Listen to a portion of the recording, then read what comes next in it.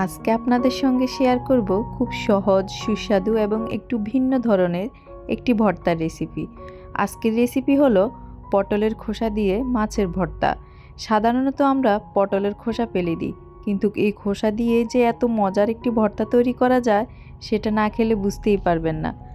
আসসালামু আলাইকুম, আমি Najmun Nahar. Welcome to Najmun Nahar blog. আপনারা সবাই কেমন আছেন? আমি আলহামদুলিল্লাহ ভালো। দেশ ও দেশের বাইরে যে যেখান থেকে আমার ভিডিওটা দেখতে পাচ্ছেন সবাইকে নাজমুন নাহার ব্লগে স্বাগত। চলুন তাহলে শুরু করা যাক আজকের ভর্তার রেসিপি। প্রথমে আমি পটলের খোসাগুলো ছাড়িয়ে নিলাম, তারপর এগুলো ওয়াশ করে একটু পানি দিয়ে এখন চুলায় সিদ্ধ করে নিব। আর ভর্তার রেসিপিটা তৈরি করার জন্য এখানে আমি পেঁয়াজ কুচি করে নিচ্ছি।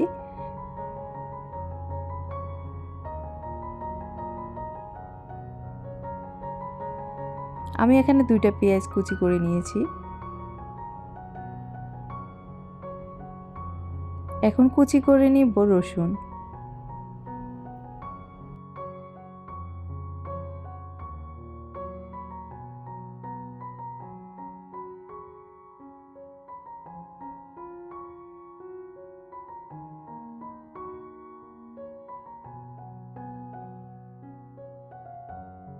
আর আপনারা দেখতেই পাচ্ছেন পটলের খোসাগুলো আমি সিদ্ধ বসিয়ে দিয়েছিলাম, ওগুলোর পানি ফুটে গেছে।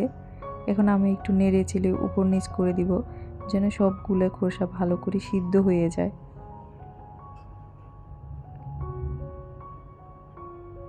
আর এখানে আমি 1 পিস মাছ হলুদ লবণ দিয়ে মেখে নিব।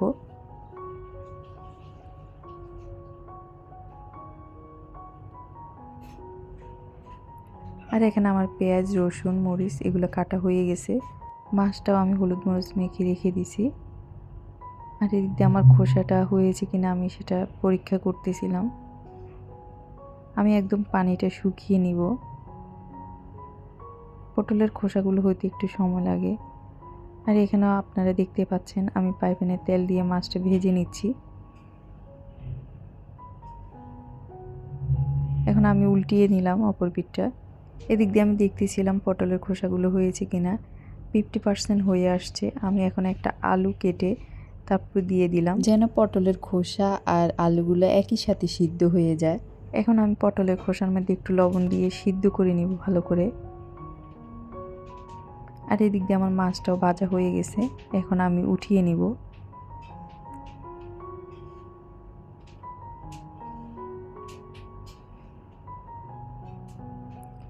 আর এখানে দেখতে পাচ্ছেন আমার পটলের খোসাগুলো সিদ্ধ হয়ে গেছে, পানিটাও একদম শুকিয়ে নিছি। এখন আমি একটু ঠান্ডা করে নিব। আমি পটলের খোসাগুলো পুরোপুরি ঠান্ডা করি নেই, তার কারণ হচ্ছে গরম গরম এগুলো বাটলে মিশ হয়, না হলে পরে মিশ হতে চায় না। আর আপনারা দেখতে পাচ্ছেন আমি শিল বাটার মধ্যে সিদ্ধ করা রাখা পটলের খোসা আর আলুগুলো বেটে নিচ্ছি।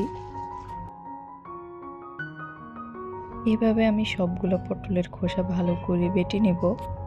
আর সেই পর্যন্ত অবশ্যই আপনারা থাকবেন, এবং যারা যারা ভিডিওতে লাইক দিতে ভুলে গেছেন তারা প্লিজ ভিডিওতে লাইক দিয়ে ভিডিওটা শেষ পর্যন্ত অবশ্যই কন্টিনিউ করে যাবেন। এবং যারা আমার চ্যানেলে নতুন আছেন তারা প্লিজ আমার চ্যানেলটা সাবস্ক্রাইব করে শেষ পর্যন্ত আমার পাশেই থেকে যাবেন এবং পাশে থাকা বেল আইকনটা ক্লিক করে দিবেন। তাহলে আমি যখনই কোনো ভিডিও দিই না কেন আপনারা নোটিফিকেশন পেয়ে আপনাদের মূল্যবান সময় বের করে ভিডিওটা দেখে নিতে পারবেন।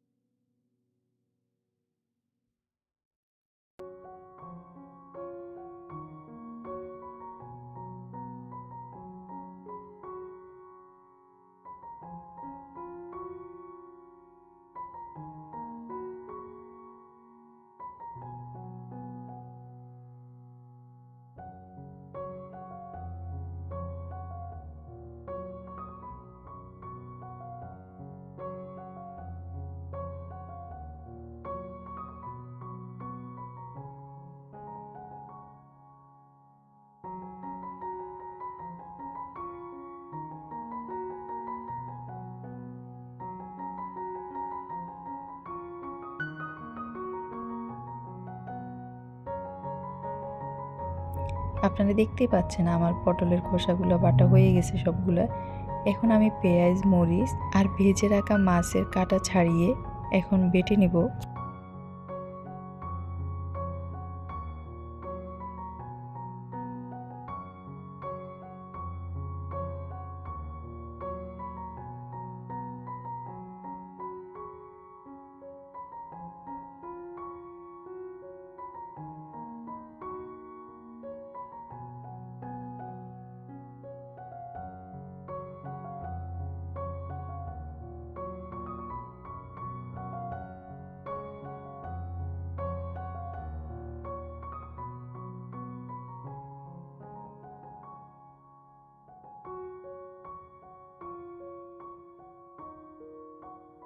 আপনারা দেখতেই পাচ্ছেন এখানে আমার পেঁয়াজ, মরিচ এবং মাছ এগুলো বাটা হয়ে গেছে।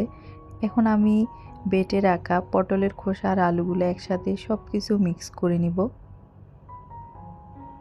এবার বেটে রাখা পটলের খোসার ভর্তাটাকে একটু স্বাদ দেওয়ার পালা।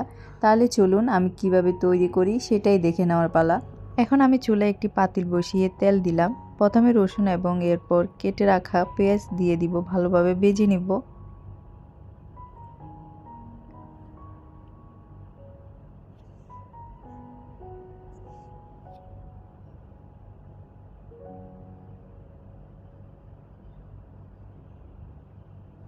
পেঁয়াজ আর রসুন যখন বাদামি কালার হয়ে আসবে তখন আমি বেটে রাখা পটলের খোসা, আলু, মাছের মিশ্রণটা দিয়ে দিব।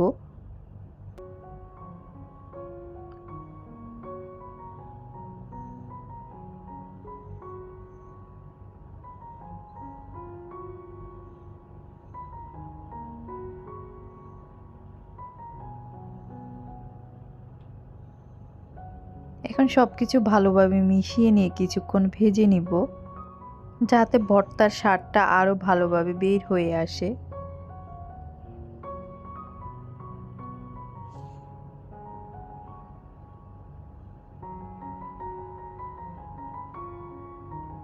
এখন আমি একটু স্বাদ মতো লবণ দিয়ে দিলাম, দিয়ে ভালো করে মিক্স করে নিচ্ছি ভর্তাটার সাথে।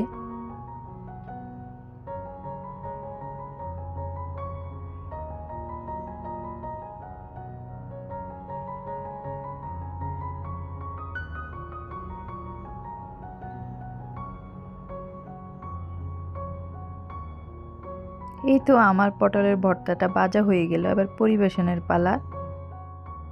এখানে আমি ফ্রিজের মধ্যে পটলের ভর্তাটা নিয়ে নিলাম গোল করে, আর উপর দিয়ে একটু সরিষার তেল দিয়ে দিব। সরিষার তেল আমাদের ভর্তাকে আরও বেশি দ্বিগুণ স্বাদ বাড়িয়ে দেয়। এবং উপর দিয়ে আমি 3টা কাঁচামরিচ দিয়ে সাজিয়ে নিলাম। এই তো তৈরি হয়ে গেল আজকে আমার পটলের ভর্তা।